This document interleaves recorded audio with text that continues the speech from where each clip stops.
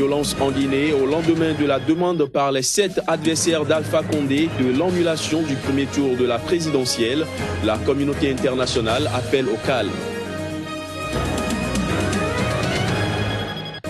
La dépouille présumée de Thomas Sankara, tué en 1987, est criblée de balles. C'est ce qu'ont indiqué les rapports d'autopsie et de balistique présentés par le juge d'instruction à Ouagadougou. Au Burundi, au moins 6 personnes, dont un policier, ont été tuées mardi dans des violences dans un quartier contestataire de Bujumbura. Un bilan annoncé par la police burundaise. Voilà pour les titres, bienvenue à tous. En Guinée, la communauté internationale a exhorté hier les candidats à la présidentielle à régler leurs différends par voie légale plutôt que dans la rue. Un appel qui n'a pas empêché l'éclatement de violence dans les rues de Conakry au lendemain de la demande de l'annulation du premier tour du scrutin du dimanche dernier par les adversaires du président sortant Alpha Condé. Reportage. Les premiers résultats se font attendre. La Commission électorale nationale indépendante CENI, disposant de 72 heures après réception du dernier procès verbal des quelques 14 000 bureaux de vote pour les annoncer. Le président Condé table pour l'emporter sur son bilan, réforme de l'armée et de la justice, achèvement du barrage hydroélectrique de Caleta, transparence sur l'attribution aux sociétés minières des contrats d'exploitation des précieuses ressources du pays. Ses détracteurs l'accusent de mauvaise gestion, d'autoritarisme et d'attiser les tensions ethniques, particulièrement envers les Peuls, première communauté du pays, à laquelle appartient le chef de l'opposition. Des violences ont éclaté dans les rues de Conakry, la capitale, au lendemain de la demande par les 7 adversaires du président sortant Alpha Condé de l'annulation du premier tour. Depuis le matin, ce que vous voyez là, on a tout subi. De là, je voudrais que vous partiez à la clinique maintenant qui se trouve au rond-point de Bambeto. Vous trouverez des agents blessés. Il y a un cas très grave que je viens d'évacuer sur la clinique Ambroise parce que la clinique a tout fait. La clinique à Bambeto a tout fait pour arrêter l'hémorragie, impossible. Mon frère, tout le monde voit tous les jours la Centrafrique. La guerre, on connaît comment ça commence, mais personne ne connaît comment ça va se terminer. Et ces gars-là qui sont en train de nous pousser dans la rue, qui a son enfant ici? Qui n'a pas d'appartement en France, au Sénégal, en Côte d'Ivoire, un peu à côté ici? Qui n'en a pas? C'est nous qui n'en avons pas. Moi, on me chasse ici, là, j'irai dans mon village. Je n'ai pas où partir, mais eux là, les Français, certains même ont la double nationalité. La mission d'observation électorale de l'Union européenne a appelé les protagonistes à recourir à la justice plutôt qu'à la violence en cas de contestation. Si contestation il devait y avoir, nous souhaiterions que le calme que nous avons connu pendant toute la journée du scrutin soit prolongé par la saisine de la Cour constitutionnelle compétente en matière électorale et que l'on ne transporte pas des griefs que l'on croit avoir, des contestations dont on peut considérer qu'elles sont légitimes, de ne pas les porter dans la rue. La mission d'observation de l'Union africaine a pour sa part salué un scrutin dans la paix, mais dénoncé les carences de la CENI. Ancien opposant qui a connu la prison, Alpha Condé est le premier président démocratiquement élu de la Guinée, ex-colonie française d'Afrique de l'Ouest. En Guinée, les nouveaux ministres et secrétaires d'État, en Guinée-Bissau bien sûr, les nouveaux ministres et secrétaires d'État ont été investis hier au lendemain de leur nomination et après 2 mois sans gouvernement au sommet de l'État. La cérémonie d'investiture s'est déroulée au siège de la présidence en présence du chef de l'État José Mario Vaz et du Premier ministre Carlos Correa, nommé le 17 septembre dernier. Outre le Premier ministre, la nouvelle équipe de l'exécutif comprend 15 ministres et 14 secrétaires d'État sans les portefeuilles de l'intérieur et des ressources naturelles et qui n'ont pas été attribués en raison d'un désaccord entre le président Vaz et le Premier ministre Correa sur les noms proposés par ce dernier. La dépouille présumée de Thomas Sankara, l'ancien président du Burkina Faso tué en 1987, est criblée de balles. C'est ce qu'ont indiqué les rapports d'autopsie et de balistique présentés par le juge d'instruction hier mardi à Ouagadougou. Selon des avocats proches du dossier, plusieurs soldats de l'ex-régiment de sécurité présidentielle, auteurs du coup d'État manqué du 17 septembre dernier, ont été déjà inculpés pour leur implication présumée dans l'assassinat l'assassinat de celui qu'on surnomme le père de la révolution burkinabé. Des précisions avec Claude Ramba, notre correspondant à Ouagadougou. On en sait un peu plus sur le dossier Thomas Sankara, 4 mois après l'exhumation des restes supposés du père de la révolution burkinabé d'août 1984. Les résultats des analyses présentées ce mardi 13 octobre aux avocats de la famille permettent à ces derniers de dire qu'il s'agit de la dépouille de Thomas Sankara. Il y a beaucoup d'éléments qui concourent à pouvoir dire que c'est cela, mais il faut attendre encore les résultats des tests ADN pour certifier. Mais ce qui concerne les éléments des autres rapports, en tout cas, il a été conclu que les assassinats perpétrés le 15 octobre 1987 sont d'origine criminelle. Le médecin légiste qui a conclu à une mort naturelle du président Thomas Sankara a été inculpé pour faux et usage de faux en écriture. Le président Thomas Sankara et 12 de ses compagnons ont été tués lors du coup d'État qui a porté son ami Blaise Compaoré au pouvoir. Le président du Conseil national de la Révolution a été criblé de plusieurs balles. Dans l'après-midi du 15 octobre 1987, au moins 10 impacts de balles ont été retrouvés sur son corps. Au niveau donc de la poitrine, au niveau également des jambes, même des bras, ce qui veut dire c'est pratiquement tout le corps qui a été criblé de balles. Ça, je peux le dire.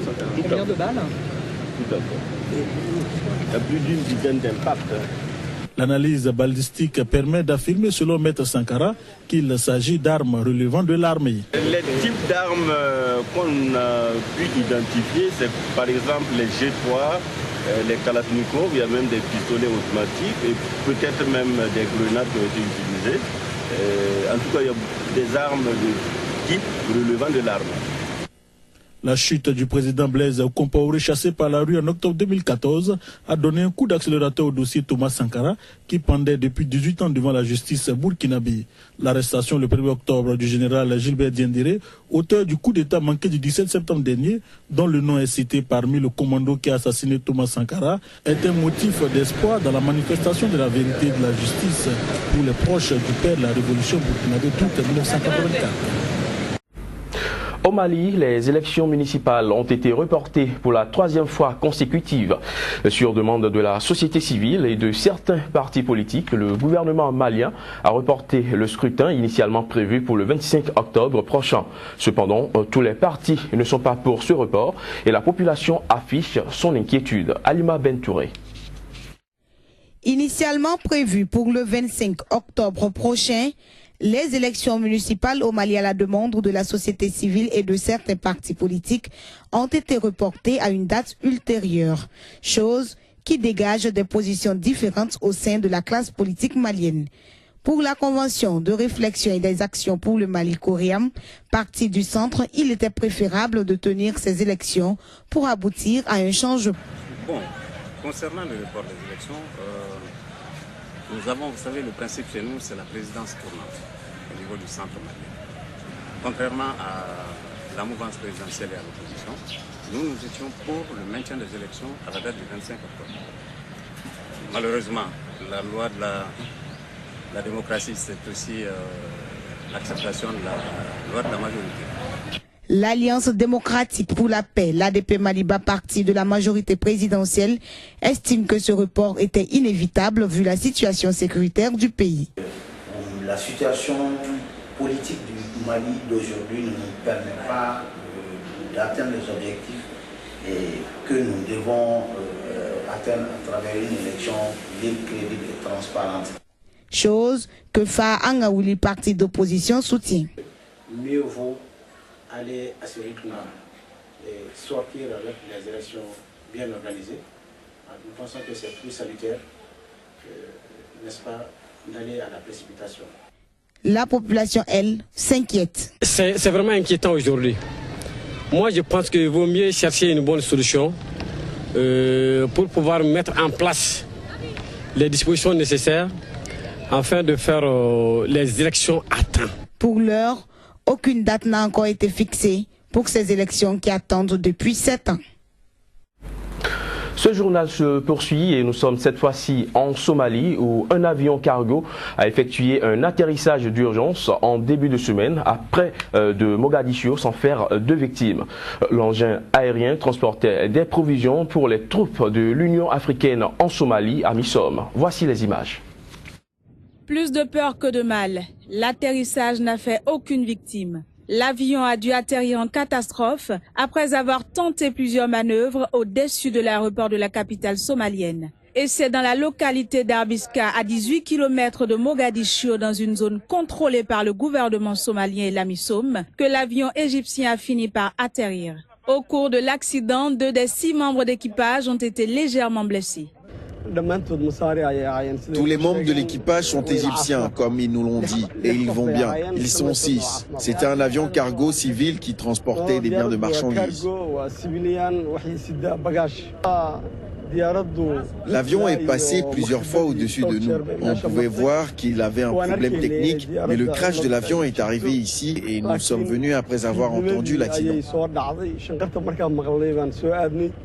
À en croire les autorités somaliennes, l'avion a été confronté à un problème technique. Il transportait des vivres destinés à l'AMISOM, déployés depuis 2007 en Somalie. Composé de 22 000 soldats africains de contingent du Burundi, de Djibouti, du Kenya, d'Éthiopie et de l'Ouganda, les troupes de l'AMISOM aident l'armée somalienne dans son combat contre les Chebabs qui ont juré la perte des fragiles autorités somaliennes. Au Burundi, au moins 6 personnes, dont un policier, ont été tuées ce mardi dans des violences dans un quartier contestataire de Bujumbura.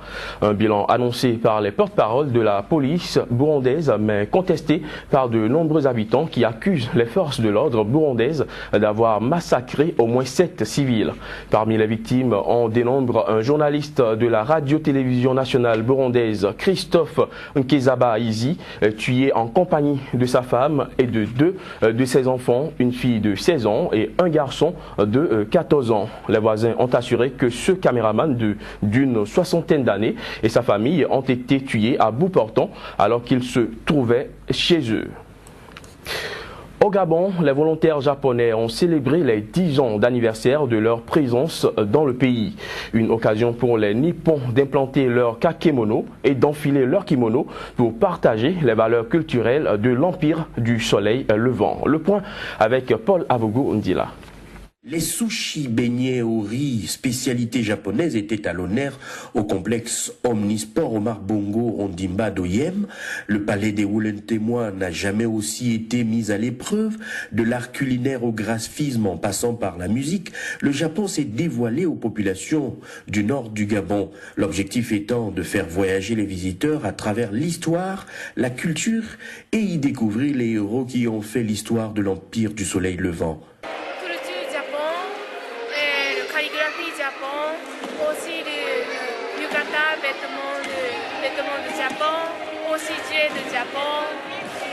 La semaine culturelle japonaise délocalisée est à sa 2e édition dans le Grand Nord.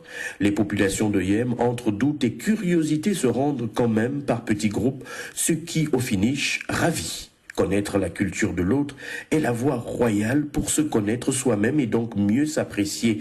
Ce notable à la retraite estime que ce type d'initiative devrait s'étendre à d'autres amis du Gabon. Nous sommes en train de se cultiver et à nos jours, lorsque les étrangers viennent chez nous, ça nous intéresse tellement, si bien que ça doit nous, franchement, nous prendre beaucoup de temps pour connaître à peu près ce qu'ils font. Nous voulons aussi que nos enfants apprennent aussi à faire quelque chose de meilleur, pourvu que le monde évolue. Précision de taille, l'exposition a été préparée et montée à Oyem avec des matériaux locaux, une manière pour le Japon d'impulser une espèce de métissage culturel qui semble réussir. La prochaine édition s'annonce plus fournie en innovation. Les Oyémons ont cependant regretté la présence des sumo, les catcheurs traditionnels japonais. Voilà qui vient mettre un terme à cette édition. Merci de l'avoir suivi.